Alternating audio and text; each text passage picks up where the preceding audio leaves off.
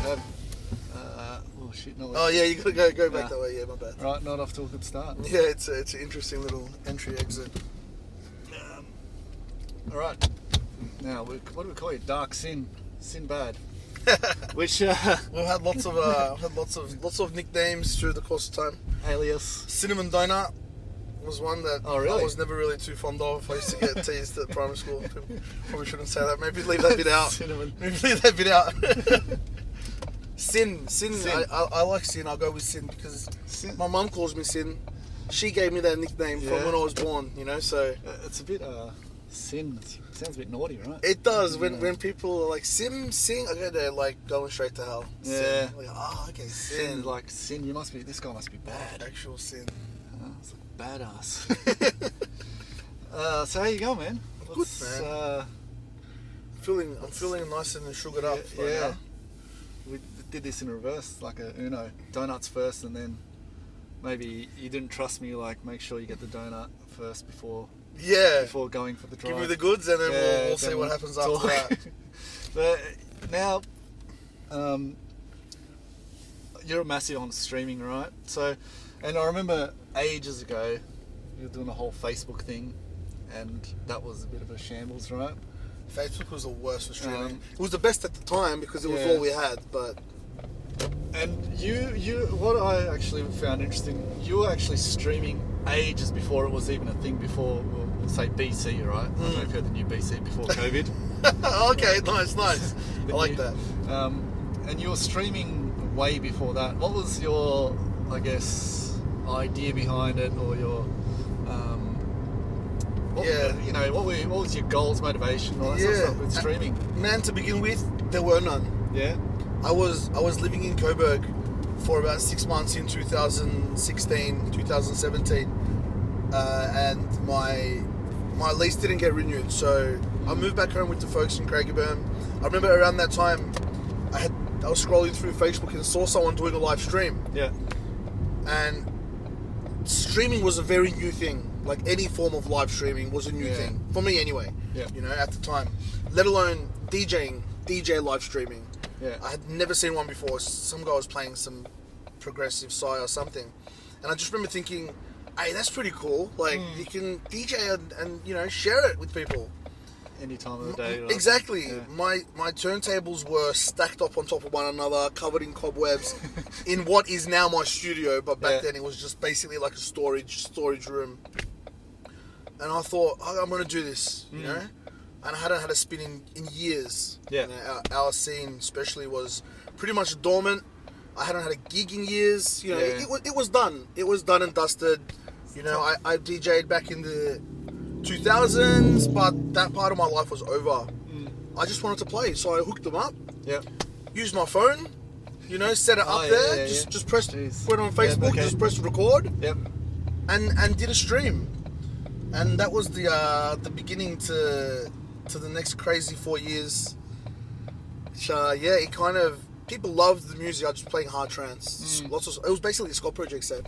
It was like 1 hour, maybe 45 minutes of just Scott Project vinyl classics. And people loved it. So, and I loved it. So I did another one, and then another one, and then another one. The streaming,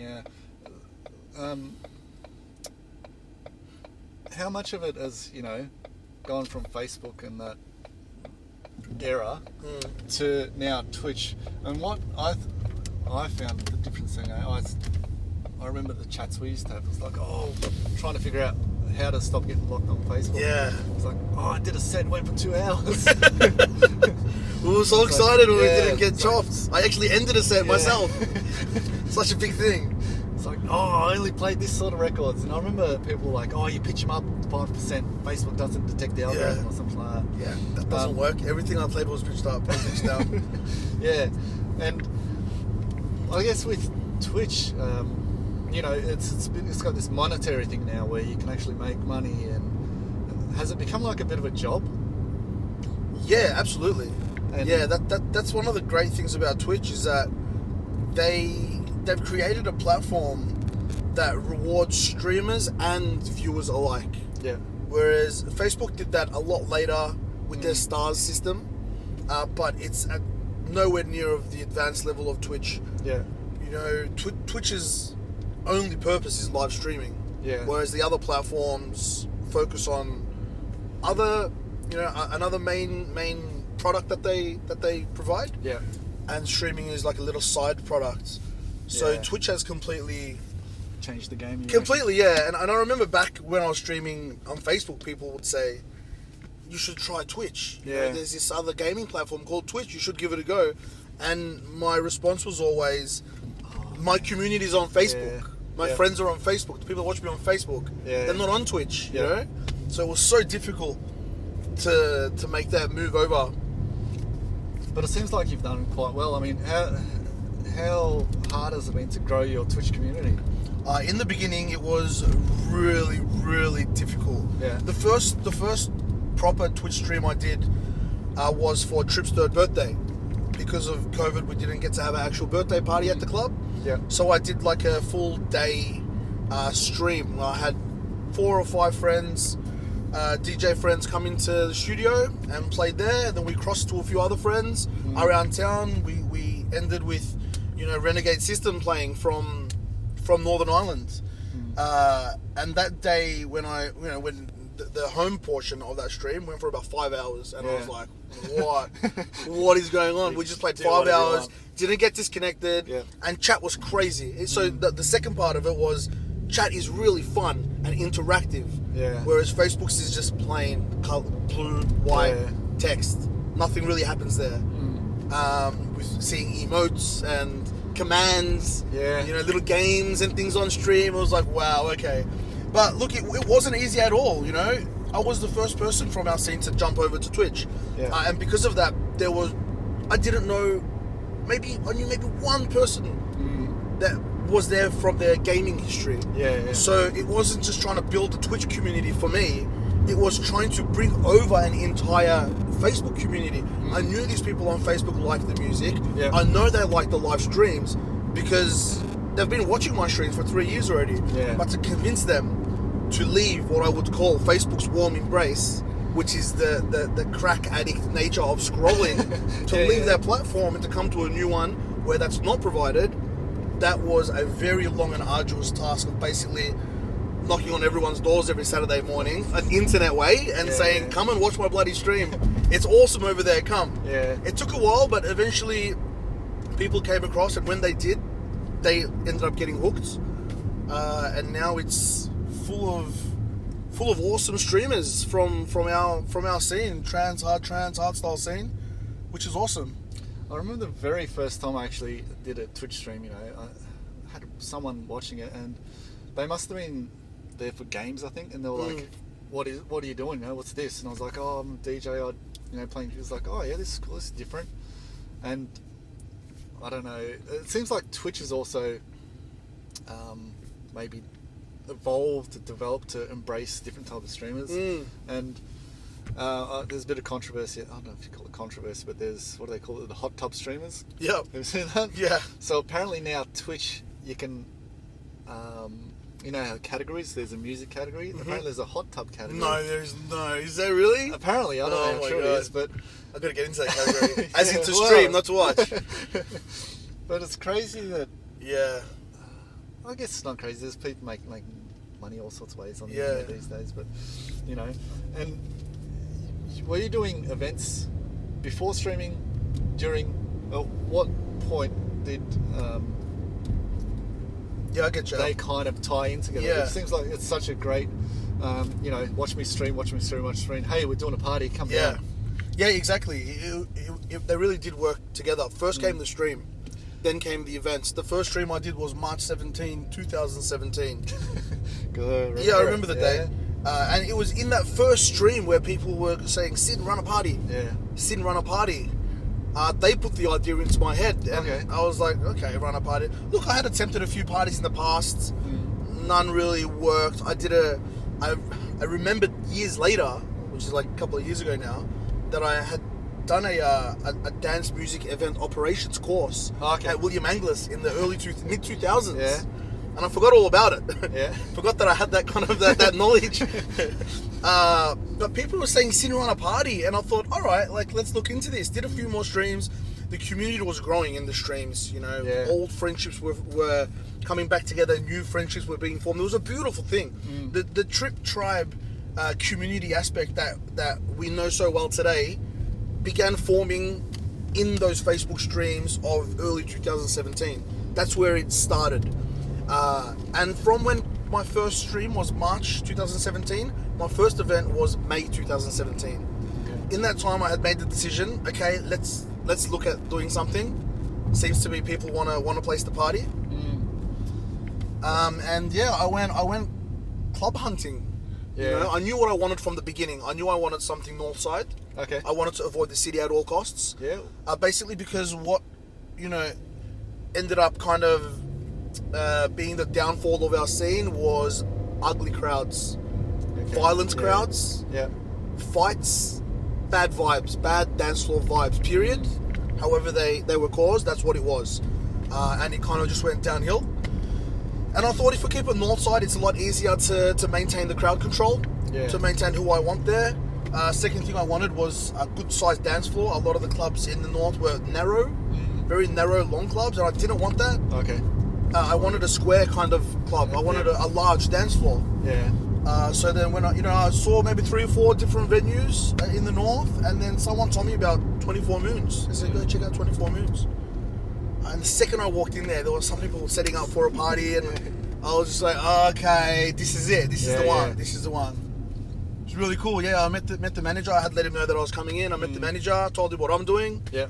He was like, cool, you know, would love to give you a shot. Let's see how we go. Yeah. They had a free night. They had a cancellation. Okay. So I put on the first party within 3 weeks of seeing the club. Jeez. Yeah. So now thinking about it, like, that's crazy. The club, the event we have coming up is 3 weeks time. But you know, as you know, a good time is about 6 weeks span to run a party. You want about a good 6 weeks promo. So that first one was about 120 people.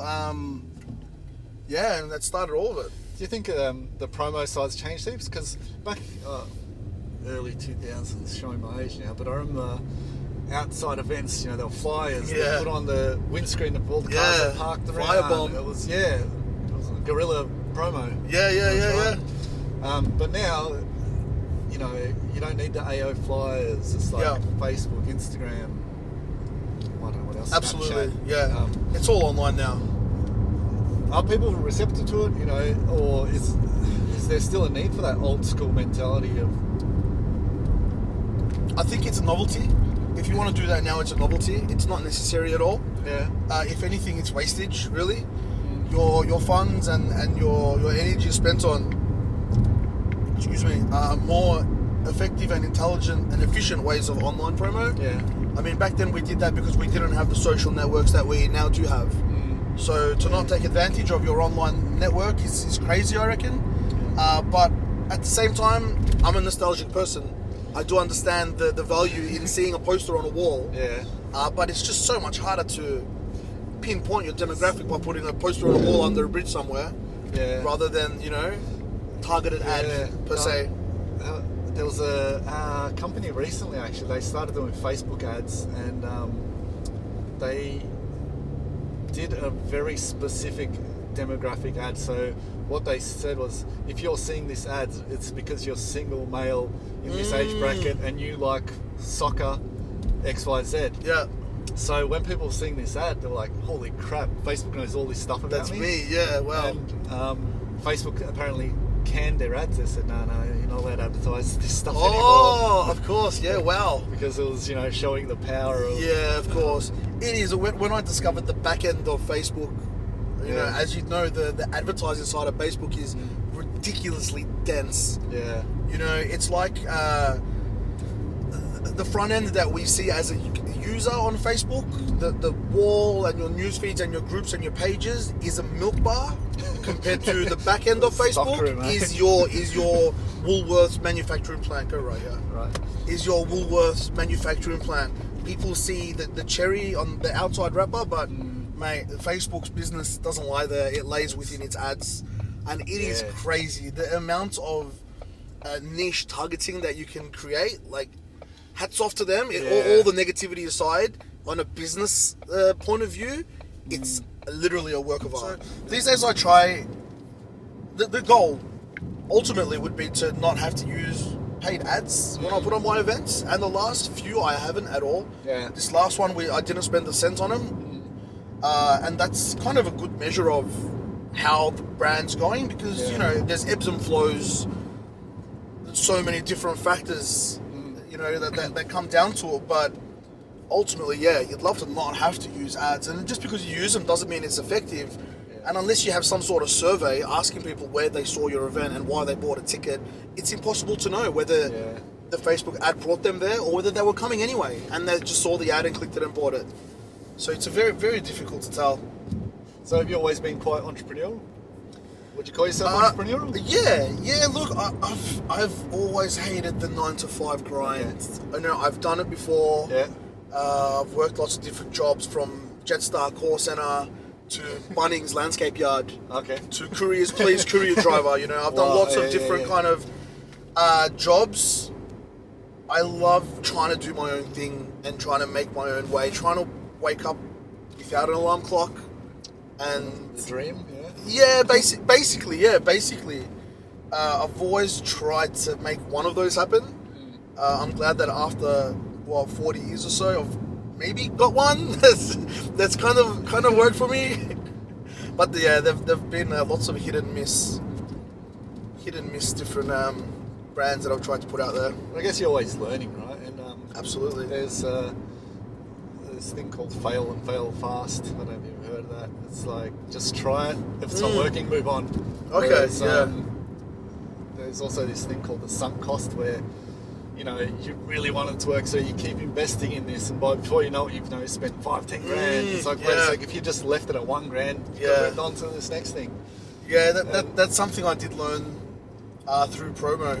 Yeah. Was that if something's not working, then you're better off letting it go than trying to keep pumping money into it. Yeah. If an event's not working, if tickets just aren't selling for something, you can't buy your way out generally. There's this podcast I listened to, and this economist, he said he was doing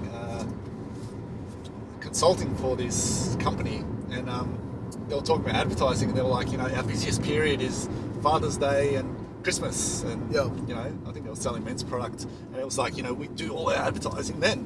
Yeah. And Scholar, it was like, okay, that is when people are actually going to buy their father something, so they're probably more likely to buy your product. So have you tried without advertising, just see what happens? They're like, are you crazy? What is this? Yeah. And he goes, we were looking at their records and stuff, and it just so happened that someone forgot to run an ad in one market. And it's like, oh, awesome, let's have a look at this market, see if the ad actually affected your sales. And he was like, it didn't change anything.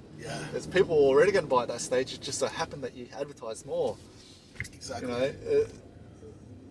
It's amazing hard. this. But what do you think is the pivotal factor to make people come to an event? If you have one good event this day, why don't you just do the exact same thing the next time? So it's like same lineup, same and all sorts of shit. Yeah, I think with different events it can vary. Different events, different demographic, different crowd, different music. These kind of things are different. For us specifically, for Trip, I don't think. I got to a point where I realised that people aren't coming for our lineups. Yeah. People aren't coming for our, they're coming because they identify with the music, they like the music, they want to hear it. But the lineups aren't what draw people into the night. It's our community that does that. When they come to this party, there's a nostalgic factor. Yeah. They can feel like what they felt like back in the early 2000s. Yeah. And that's difficult to replicate. And I feel very lucky that we've been able to do that. Yeah. I can see that as a promoter, but more so as a punter and also as a DJ. I can see that that's happening, and all the feedback I receive kind of verifies that as well. So first and foremost, I think people come because they get to escape reality, and get together with a big bunch of people that they know are going to be friendly and they're going to have a great time with. Like-minded, outcasts of society. All a little bit crazy, all a little bit loopy, but the same kind of loopy. Yeah. And get to do that once every few months. And on an even deeper level, they get to be in the moment for that however many hours they're there. specifically when they're on the dance floor dancing and the music's pumping, you're not thinking in that time about your worries. When you're dancing on a dance floor in the moment with another 100, 150 people, you're not thinking about what you're cooking for dinner tomorrow night, or the car fine that you got 2 days ago, or the issues that you have here or there. You're in a state of trance. You're in a state of meditation. You're... We may not be able to use that term, like Yeah. copyright. Yeah, it's where it'll start there. Yes, there is. But someone actually, Tanisha, he said this, I don't know, I think it's his own quote, but he said, music can make you remember things and forget things at the same time. Beautiful. Which is what you're exactly Beautiful. saying. It's like, sometimes you put a record and it's like, it makes my worries go away. Yeah. And then it's like, I remember this really great time. Absolutely. And talk about nostalgia. Is this a reason why you're very heavy on vinyl? Yes and no. The reason I'm very heavy on vinyl is because I love playing it. I go by my feeling. I'd like to do things that I enjoy to do. Yep. I don't like to do things because society says I should, or because technology's advanced to a point where it's easier to do that. Yep. Yeah, it's definitely easier. Take your next right. Yep. It's definitely easier for me to slap a bunch of music on a USB and carry something that weighs less than half a gram in my pocket and go to a club, rather than spending an hour picking records, putting them in the record case, carrying this 20 kilo case up 2 flights of stairs Yeah. to get into the gig, you know, and then dealing with that is not as easy. But the amount of joy, like just absolute pleasure that I get from playing vinyl, it just blows playing digital out of the water, you know. And that's why. And the nostalgia aspect is that when I was going out in the early 2000s, when we were going out then, when we were playing in the clubs then, digital wasn't even a thing. I remember when they started bringing CD players into the booths, into the DJ booths, and you'd have to start burning CDs. And I just stuck to vinyl. I liked playing it. I enjoyed mixing on vinyl. I found the challenge really rewarding. And it's almost like a drug for me, like having 2 beats in sync, having one go out a little bit, then getting it back in. That little feeling there is it releases some dopamine. I'm addicted. It's like my crack. Addicted to Max. Yeah, absolutely. But it's so, what do you call it? It's got to be so delicate with, CDJs and stuff like that. But actually, I was thinking about this the other day. When was it? When the CD craze came along. I remember a lot of stuff was sent in MP3, so you'd have to burn it to CD and play it out. But now what I have to do is actually find these old CDs that I converted from MP3 to CD. Now I've got to convert them back to MP3 so I can put them on my USB. Wow. So we're going through all these CDs at the moment. Like, oh God, I had this track somewhere. Yeah. So, Yeah, well. CD days. Yeah. That was a whole nother phase. I did go through a phase where I was playing lots of CDs out and about. You know, clubs stopped having turntables in there. yeah. You know, that just stopped. So you were forced either stop playing, or that was one of the reasons why I kind of pulled away as well, is because I was forced more and more to use digital, and it's just not something I wanted to do. So the pleasure wasn't there. You know, DJing wasn't paying my bills. I was doing it because it was so much fun, but that fun kind of got taken away when, you know, I stopped being able to use my records. And so that's why as well, at 24 Moons, at Trip, at my events there, since the second part, I believe the second or maybe the third, there hasn't been a CDJ in the booth. I get them, they're not in there. So when they set the party for me, when they set the booth, it's 2 turntables and a mixer. I don't want to see this crap. No, there's no digital. You check the photos, it's just decks, and that's what it was like in the 2000s, you know? Yeah. So do you reckon the crowd that come along appreciate that more? Yeah, That's absolutely. part of what they, seeing a DJ do what a DJ used to do. Yeah. Whereas now, actually, just recently I got this track and it was like a club mix and it was 4 minutes long. Yeah.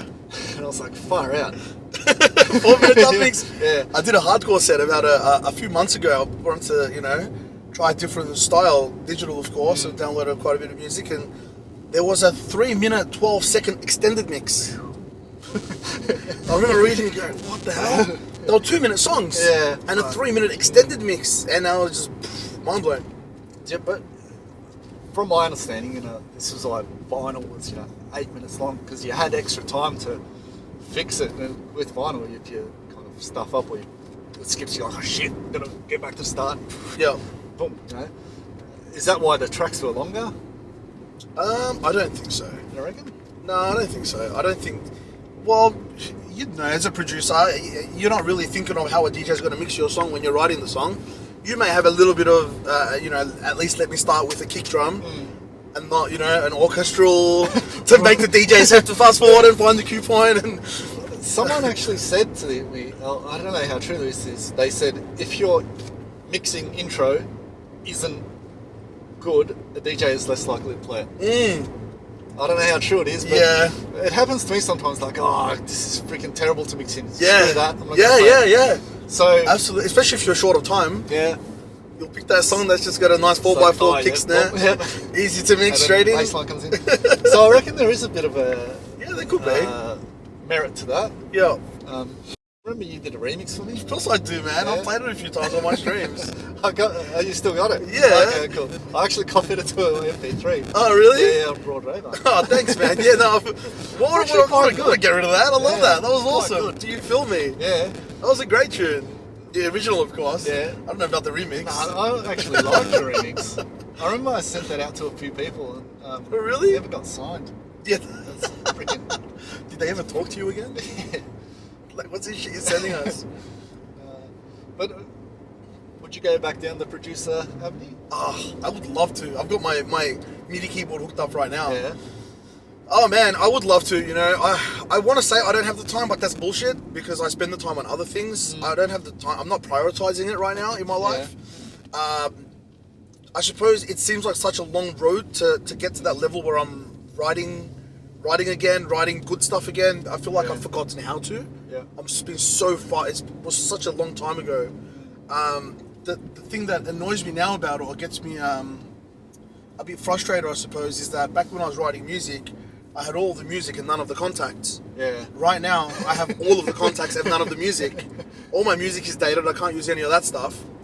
So, yeah, if I were to be writing again now, I would probably be able to get a lot of stuff signed if it were at the level that I think I could potentially write at. But I also think of why I'm doing things. Yeah. And the idea when I was younger of being the superstar, producer, DJ, traveling the world, playing the biggest gigs, that was the dream. Yeah. As I'm getting older, that's becoming less and less the dream. Okay. When I see the reality that traveling and gigging around the world actually involves, which is a 2-hour set and then hours of flying, hours of hotel rooms, traveling, taxis, Ubers, transiting. That stuff isn't... So it doesn't resonate with you It's anymore? not resonating with me anymore. I love the idea of being able to play in that moment, but I'm getting to do that now in a place where I have hundreds of my own friends and my own community around me. So I feel like what I'm doing now, running these events, is really, really rewarding. Like, it's really hitting that spot in me that makes me want to keep doing this. And not even in the sense of only running nightclub events, but I would love to keep this community going forever. I mean, you don't need to be running nightclub events to have a community doing things. You can go on holidays, you can go on picnics, you can do anything. And I'm a firm believer that community is one of the most important things that we need to have healthy lives in the sense of a mental game. Yeah. You know, having like-minded friends around you that you can bounce things off, share ideas with, share things with. And if I were to chase that other dream of the producer goal, it would have to take away from all the other stuff that I do. So I'm not sure. That's probably why I haven't given it as much time, because my time is gone towards... Do you think you'll take a trip on the road? Would you like to? I would love to. I would absolutely love to. And we're actually have been talking with a promoter from Gold Coast who runs events in Brisbane. Heard it first. Exclusive. Yeah, I'm actually flying up there to play a gig in September at one of their parties. They're Team Sly events. They run Beatwave, Hard House, Hard Trance parties. And yeah, we've actually been talking about potentially having, you know, their brands down here with us and then having a trip up there with them at a different time. So yeah, that's definitely been a goal, you know, a long-term goal to hopefully be able to take it around the country. So you was talking about you're not sure if you want to do the whole producer thing? Well, you know, fly 24 hours to play Yeah. for 2 hours. But if there's a demand, you know, it's kind of like, I don't know if you've seen the Avicii Yeah. doco, you know, this guy was just wanted by everyone. Yeah. But he was like, hey, this isn't something I want to do. Would you ever, you know, it's like a tough thing. It's like people want to see you and really enjoy what you do. Yeah. But it's not what you want. So would you draw that line? Yeah. Absolutely. I would. At the same time, I've always been someone who's done the things that I wanted to do. Yeah. Because I've wanted to do them. But in saying that doesn't mean I do things that I don't do things I don't want to do. I'll go play gigs sometimes when I don't really want to go and play a gig. Yeah, yeah. But I know that it's the right thing for me to do. Maybe for my brand, maybe to help out a friend. Because I know they want you to play. You know, so I'm willing to make the sacrifices, even though if parts of me is saying I don't really want to do that. Yeah. But there's other parts saying, but you should probably still go and do it. Yeah. I'll probably go and do that thing that I don't want to do. Okay. But I would draw the line at some place, some stage. Well, I think you have to, right? Absolutely. You can't, and I don't know, have you seen the Avicii doco? I have seen the Yeah. Avicii doco. It's pretty sad. It was absolutely devastating. How And you know what? his managers, yeah. Not only did I resonate with a lot of what he was experiencing, but I know a lot of people in our industry do. The anxiety of having to get up there and play the gig, and not only that, but the day of the gig, I would dread having gigs. I remember specifically when I was playing Bubble back in the day and having like an 8 a.m. set or a 5 a.m. set. Yeah. And the night before, trying to plan, do I go to bed? What time do I go to bed? What time should I get up? When do I set the alarm? What time should I leave home to be able to get there and find parking? Yeah. I'm like, is this all worth it? It's a whole night of turmoil, mental anguish, trying to, you know, get myself into the right state of mind to make it happen. It was traumatizing. And I know DJs that have quit the scene, completely stopped playing because of this feeling. You know, I'd go through, I'd do it all, and then I'd ask myself, why the hell am I doing this? But the second you're up there in that booth, Yeah. and you put that first track on, you do your first mix, you remember why. I think that's You do that. The making people happy. Basically, you know, when you've given people a genuine feeling of, I really enjoyed the music, or Yeah. I think that's what I get out of it. Yeah. It's like, well, I made a bit of difference in someone's life somehow. Absolutely. Do you get any performance anxiety or anything like that still? Absolutely, yeah, 100%. Not at my own events. Okay. Funnily enough, not at Trip, ever. I'll get nerves about, like, Trip's own performance anxiety. Okay. As in, About is the the party event. going to work? Yeah, yeah. Is everything going to go smoothly? Is the sound going to be good? Is the lighting going to be okay? Yeah. Are people going to be happy? Are they going to buy tickets? Are they going to come to the show? Yeah. Never with my set. I suppose maybe I'm so consumed by everything else that by the time it's 10 minutes, it's like, oh shit, I got to go play. Yeah. I don't have time to get anxious about my set. But if I've just got a gig somewhere else, then absolutely I get anxiety. Yeah, definitely. Are you quite an anxious person, or are you quite? I can be both. Yeah, I've had experienced lots of anxiety in my life. Yeah. But I'm also a very aware person. Yeah. So when I'm feeling anxious, I can see that I'm feeling anxious. Yeah. And I try to kind of distance myself from the anxiety and Okay. kind of observe it and see it for what it is, understand where it's coming from. Okay. And I think with things like anxiety and depression, if you can pull yourself away from the feeling, not saying stop the feeling, but try to create awareness between you and the feeling and see like where it's coming from, it can help you detach from feeling the emotion of it. Those people, just don't be anxious. Yeah, that's Oh my ridiculous. god, why did I think of that? What an amazing idea! Genius! Genius! You should tell someone that. Yeah, look, clearly it's not something that can be switched on and switched off, and from that, you know, it helps as well to take that self-blame away, you know? People have lots of self-shame for feeling anxiety or depression, which is so counterproductive, you know? The first thing to do is to not hate yourself because of it, be okay with it, understand that it's not your fault, it's your conditioning, and we all have our own conditioning, and things that have happened over the last X amount of years of our lives have led us into this point, and nothing you could have ever changed this. Yeah. So I think that really helps. And I've noticed on your streams, actually, you talk a lot about mental health, and there's a lot of social issues you also discuss as well. Is that something you're you must be a strong advocate for? Yeah. Is it because your personal experiences, you've felt certain ways, or you have friends that have felt certain ways which you kind of want to help about? Or yeah, no, all my own personal experiences, man. Like, I was depressed for a really long time, for a good part of a decade. Yeah. Anxious a lot. But I didn't really understand these things, like why they were, why I was the way I was. Yeah. And from that, I was able to, over years of trying and education, just to understand it all better. And one thing that I realized through this whole process was that we all suffer the same kind of suffering. If I feel anxiety and someone else feels anxiety, regardless of the cause of our anxiety, the anxiety is identical, same as depression. Everyone's sadness is the same sadness. It is an identical human feeling that we feel. Whatever it is, a lack of love, lack of feeling connected to anything or anyone. The symptoms may vary, but the causes may vary, but the symptoms are identical. Yeah. And I feel like I've created a lot of awareness within myself. I understand it so much better. I get it so much. And I felt like this obligation to share that story with people, because I felt like people needed to hear it, because I needed to hear it. And when I heard it from others, it really helped me. So now that I find myself on the other side, where I'm not depressed, I can experience sadness and bouts of depression here and there, just like every human being does. Yeah.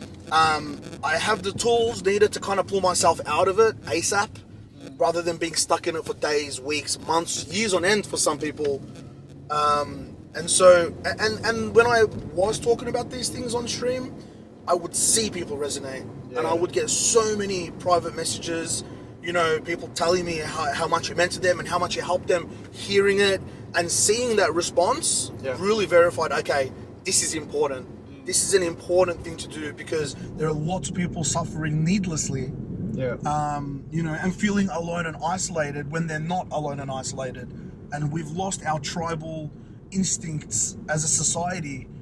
We've evolved to this place where we have so much connectedness in technology, but we're as alone as we ever were because of technology as well. The double-ended conundrum. Do you think we've got to a point where we slowly have normalized this stuff, or do you think there's still a long way to go? It's definitely a lot better than it was, that's for sure. But there is also a long way to go, especially for the next generation coming up. I mean, they have more information at their fingertips than any of us ever did. Yeah. However, they're also the most separated and depressed and anxious generation in history because of social media and the